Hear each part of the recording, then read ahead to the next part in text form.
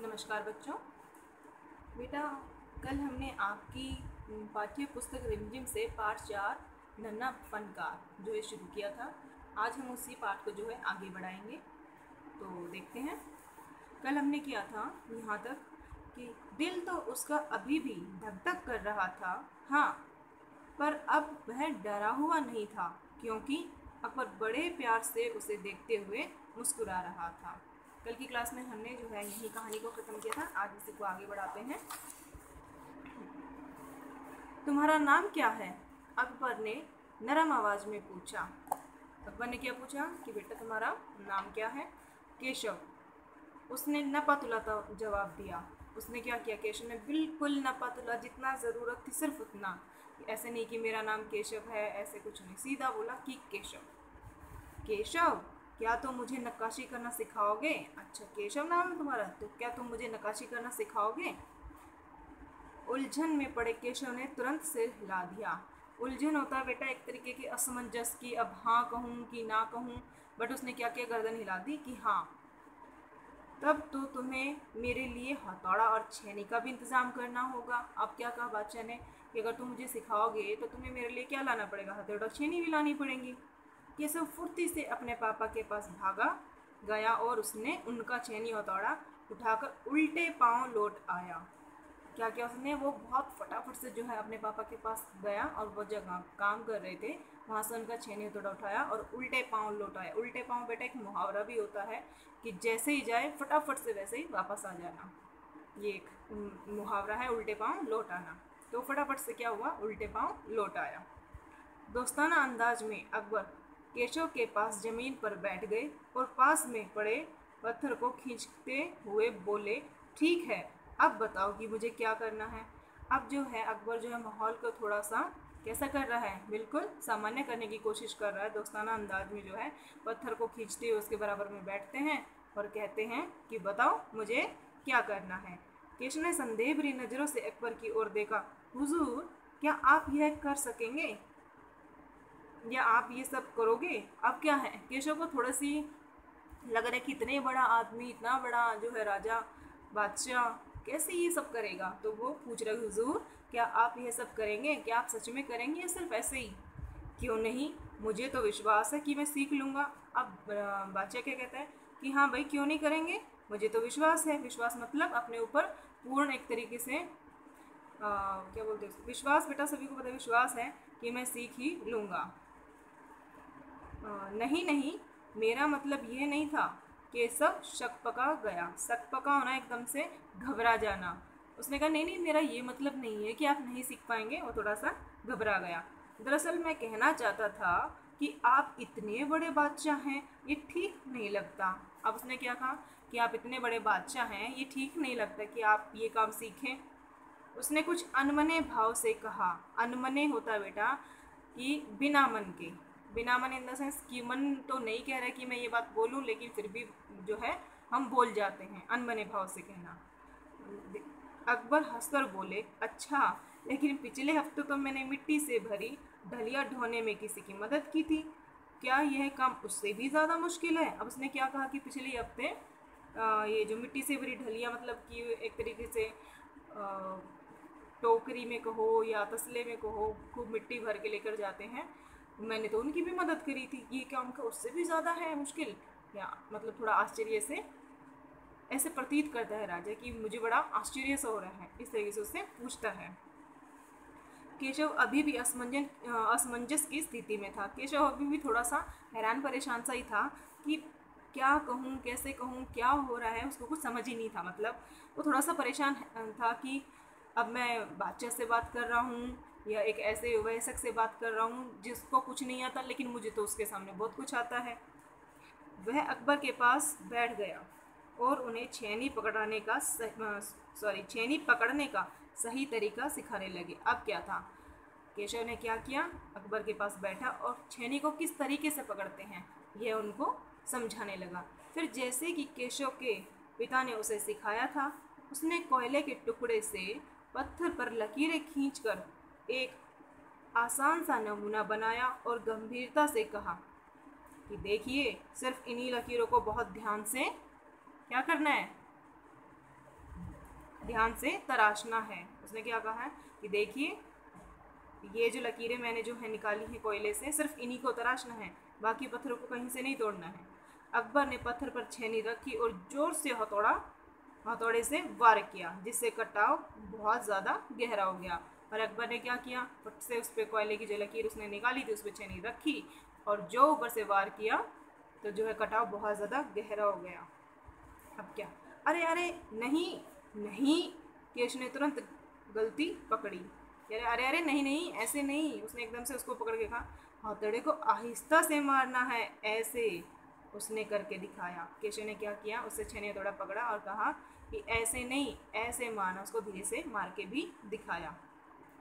अपनी आंखें थोड़ी मीच कर रखें, वरना किरचन उड़कर आंखों में चली जाएगी। किरचन मैंने भी बताया था कि जब हम पत्थर को तोड़ते तो छोटी छोटी कुनक जो टूटती है पत्थर की, उसको वो कह रहा है कि कई बार क्या होता है कि वो उछट कर आंख में चली जाती है। तो इसलिए वो राजा को बादशाह को कह रहा है कि आप अपनी आंखें जो है मीच कर रखें, नहीं तोड़कर जो है आपकी आंख में गिर जाएगी। अकबर मुस्कुराए, जी हुजूर। और जो राजा जो है मुस्कुराया कि हाँ हाँ बिल्कुल। जवाब में केशव भी मुस्कुरा उठा और बदले में केशव ने भी क्या किया, थोड़ा सा मुस्कुरा दिया। वह लगभग भूल ही गया था कि उसकी बगल में बैठा एक व्यक्ति हिंदुस्तान का बादशाह है।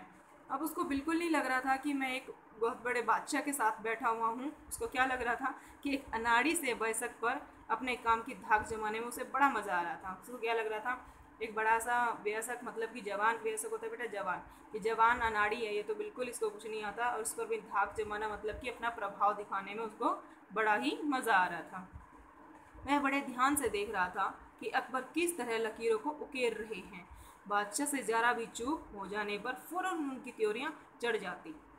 तो क्या होता था कि वो बड़े ध्यान से बैठ कर देख रहा था कि कैसे कैसे जो है राजा उन पर वो लकीरें उकेर रहे हैं, मतलब कि लकीरें का डिज़ाइन निकाल रहे हैं। और जहाँ भी राजा से जरा सी गलती होती वहीं पर उनको एकदम से ऐसे गुस्से में त्योरियां चढ़ा के और बोलता कि नहीं नहीं ऐसे नहीं, उनको तभी के तभी सुधारने की कोशिश करता।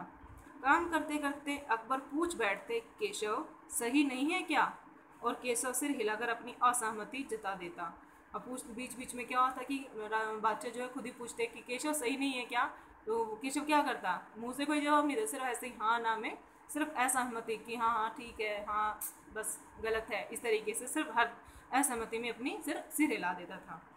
अकबर इत्मीनान से बैठ गया और केशव को काम करता हुआ देखने लगा। इत्मीनान होता बेटा बिल्कुल एकदम आराम से तसल्ली से बैठ जाना। बैठकर वो क्या करने लगा, केशव को काम करते हुए देखने लगा।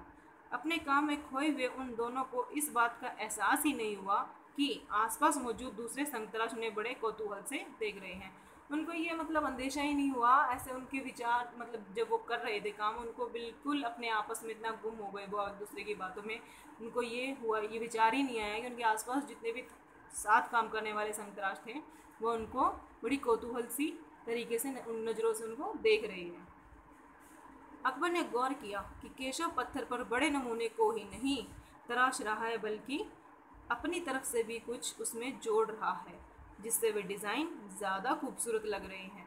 अच्छा, बादशाह ने क्या बड़े ध्यान दिया वहाँ पे कि अच्छा ये सिर्फ यही लाइनें नहीं उकेर रहा है जो उसके पापा ने डिज़ाइन की हुई हैं, ये अपनी तरफ से भी कुछ उसमें जो है लकीरें जोड़ रहा है, कोई डिज़ाइन बना रहा है, और जो बहुत ही खूबसूरत लग रहा है। लड़के के काम करने के अंदाज को देखकर अकबर ने धीमे से कहा, केशव देखना, एक दिन तुम बहुत बड़े फनकार बनोगे और हो सकता है कि एक दिन तुम मेरे कारखाने में काम करो।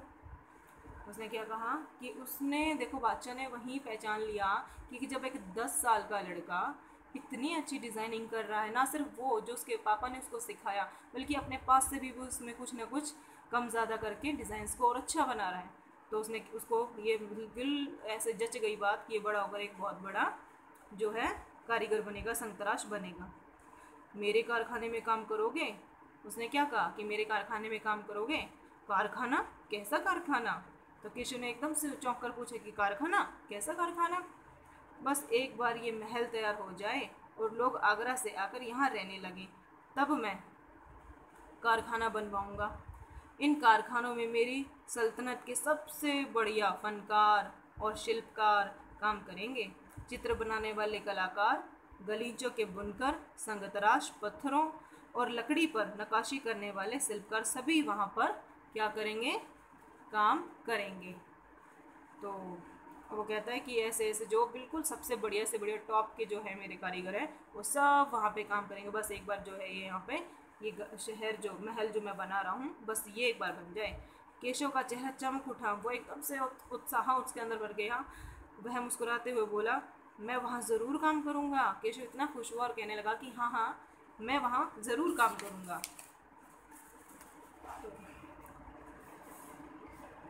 अकबर उठ खड़े हुए। अब क्या था कि अकबर जो है उठ गए। जाते हुए बड़े प्यार से केसर का कांधा थपथपाया और कहा, अच्छा बेटा अपना काम जारी रखो। उसके कंधे पे प्यार से ऐसे थपथपाते हुए कहा कि बेटा अच्छा अब अपना काम आप जो है जारी रखें। हुजूर क्या आप दोबारा आएंगे? केसर ने बड़ी उत्सुकता से पूछा। उत्सुकता होता है बड़े एकदम से क्यूरियोसिटी एक तरीके की, कि उसको ये जानने की इच्छा कि हाँ हाँ दोबारा आएंगे या नहीं आएंगे, वो वाली बात। तो उसने कहा कि आप दोबारा आएंगे? मैं ज़रूर आऊँगा केशव। और जवाब क्या आया कि हाँ मैं ज़रूर आऊँगा।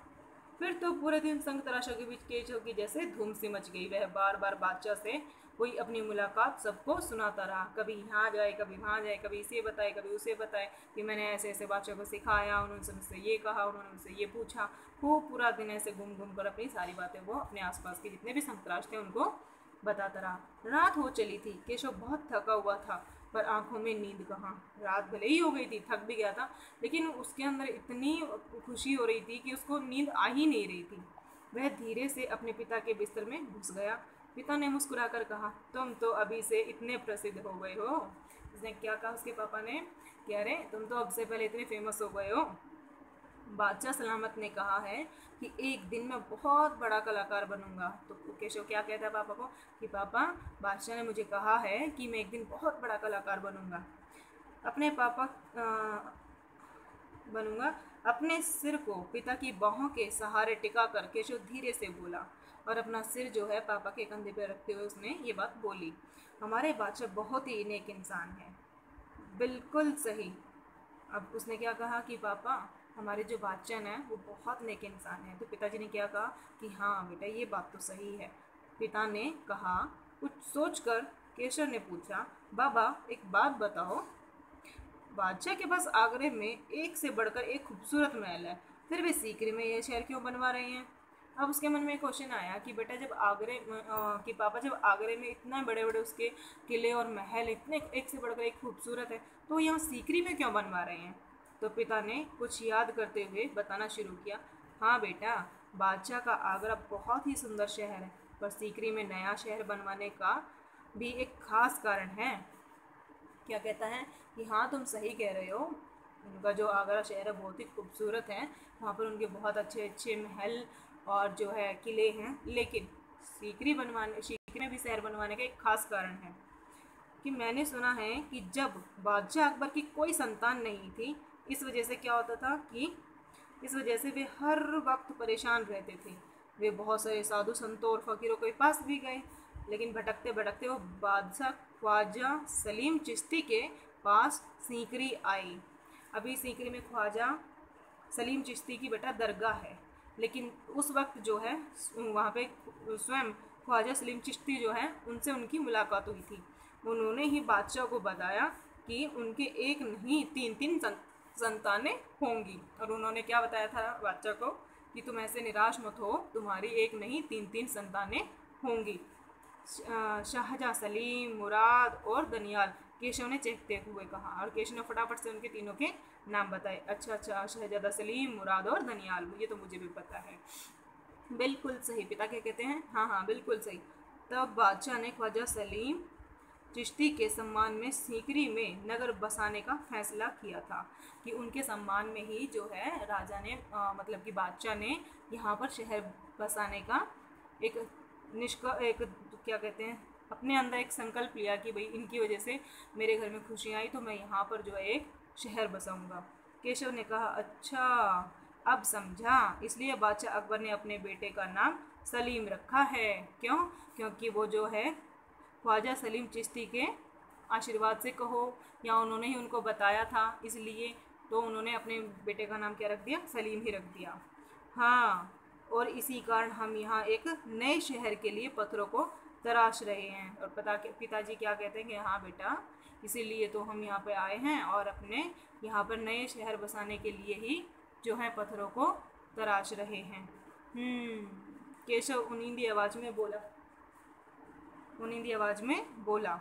उनींदी होता है बेटा जब लगभग नींद आने वाली होती है, लेकिन मतलब नींद आधी से ज़्यादा आ चुकी है, लेकिन जब आप नहीं देना चाहते फिर भी ऐसे सिर्फ इशारे करते ना कि हाँ हाँ हम सुन रहे हैं आपकी बात। पिताजी ने देखा कि उनका लाडला बेटा सो गया है, और उनके पिताजी ने देखा कि उनका जो बेटा था वो सो चुका था। तो बेटा आज की क्लास में जो है ये पूरा चैप्टर जो एक्सप्लेन हो चुका है।